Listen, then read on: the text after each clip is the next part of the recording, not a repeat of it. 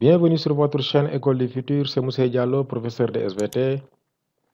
Aujourd'hui, j'ai le plaisir de continuer avec vous le cours qui concerne les différents aspects de la contraction musculaire.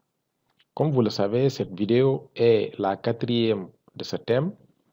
Nous avions vu la première vidéo qui concernait la structure du muscle strié-squelettique, parce que nous avons jugé nécessaire de voir d'abord comment est organisé le muscle avant de voir son fonctionnement.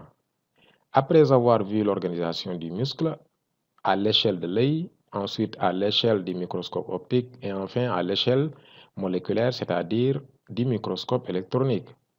Nous avions vu, après cela, nous avions vu le cours sur les aspects mécaniques de la contraction musculaire. Et là, c'était principalement en réalité les secousses musculaires. Ensuite, nous avions vu les aspects électriques de la contraction musculaire qui concernaient en réalité les potentiels d'action musculaire. Aujourd'hui, nous allons voir les aspects thermiques de la contraction musculaire. Chers élèves, comme vous le savez, quand vous effectuez un exercice physique, vous voyez que vous allez dégager de la sueur. Eh bien, aujourd'hui, nous allons voir d'où vient cette sueur que vous dégagez lorsque vous effectuez un exercice musculaire. Eh bien, pour comprendre cela, il faut savoir que quand vous exercez une activité musculaire, il faut savoir qu'en réalité, l'activité musculaire s'accompagne des aspects thermiques.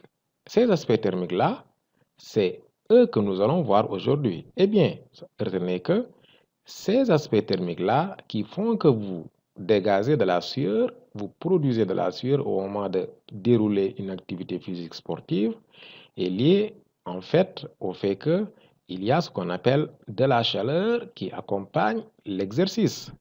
Cette chaleur-là est subdivisée en deux types de chaleur. Quels sont ces deux types de chaleur? En effet, ces chaleurs-là qui accompagnent l'exercice musculaire, c'est la chaleur initiale et la chaleur retardée. Regardez bien, cette chaleur initiale-là est elle-même subdivisée en trois chaleurs, à savoir il y a la chaleur de contraction, ensuite une chaleur de maintien, d'autres parlent de chaleur de soutien et enfin une chaleur de relâchement. Donc, voici la chaleur qui en réalité compose la chaleur initiale. Ensuite, après cette chaleur initiale-là, il y a ce qu'on appelle la chaleur retardée.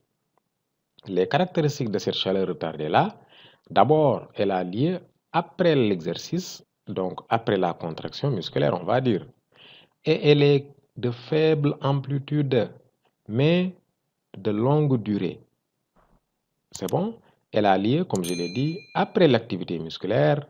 Elle est de faible amplitude, mais elle dure très longtemps. Elle dure plus longtemps que la chaleur initiale qui, elle, est d'amplitude beaucoup plus importante. Donc, ces chaleurs-là, chers élèves, sont à l'origine de la sueur que vous produisez quand vous êtes en activité physique sportive. C'est bon? Donc, pour en réalité traduire tout ça, on va proposer ce schéma ci-dessous. Donc, comme vous le voyez à ce niveau-là, nous avons superposé en réalité les phénomènes mécaniques et les phénomènes thermiques. Si nous les superposons, comme on l'a vu dans le texte, en réalité, là, c'est la secousse musculaire. Elle est composée de quoi? Une phase de contraction, une phase de relâchement. C'est à ce niveau-là que se termine l'activité musculaire. C'est à ce niveau-là que se termine la secousse musculaire. Eh bien, la courbe d'en bas, elle matérialise en réalité les phénomènes thermiques. Comme vous le voyez, nous avons deux chaleurs, à savoir la chaleur primaire et la chaleur retardée.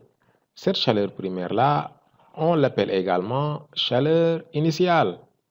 La chaleur initiale, en réalité, son origine, c'est l'hydrolyse de l'ATP.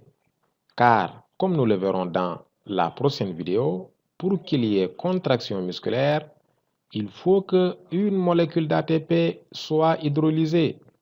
L'hydrolyse de cette molécule d'ATP-là en réalité est à l'origine de la chaleur primaire.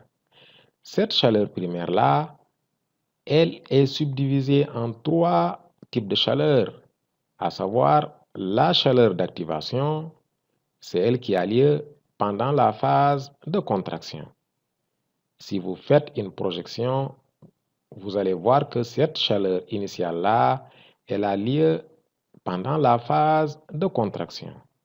Puis, la deuxième chaleur, c'est la chaleur de soutien. Elle a lieu en réalité juste en début de phase de décontraction ou de relâchement. Ensuite, vous avez ce qu'on appelle la troisième chaleur, qu'on appelle chaleur de relâchement, qui, elle, c'est le numéro 5. Elle a lieu exactement pendant la phase de la contraction, pendant la phase du relâchement en réalité de la fibre musculaire. Donc, après cette chaleur-là, qui a lieu pendant la phase en réalité de contraction et de relâchement du muscle,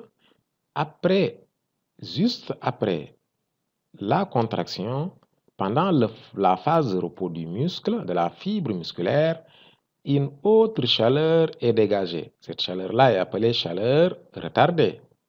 Donc, cette chaleur retardée-là a deux caractéristiques principales. Premièrement, elle est de faible amplitude. En effet, si vous prenez votre équerre et que vous projetez l'amplitude là, vous projetez au niveau de l'axe des ordonnées, vous allez voir que cette amplitude de la chaleur retardée est faible comparée à l'amplitude de la chaleur en réalité initiale ou primaire.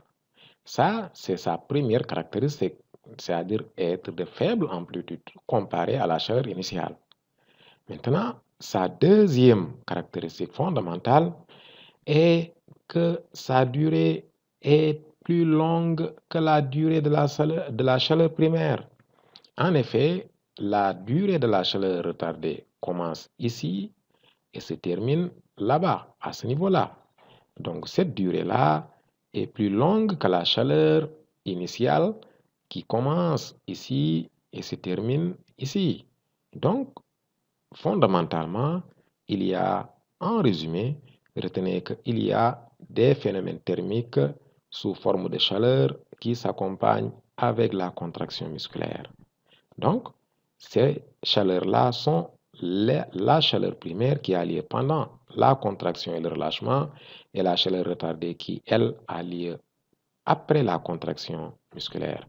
Donc, chers élèves, voici les éléments qu'il faut retenir sur cette partie-là. Alors, je vous invite à vous abonner à la chaîne et à activer la cloche de notification pour pouvoir suivre nos prochaines vidéos. Donc, merci et à très bientôt.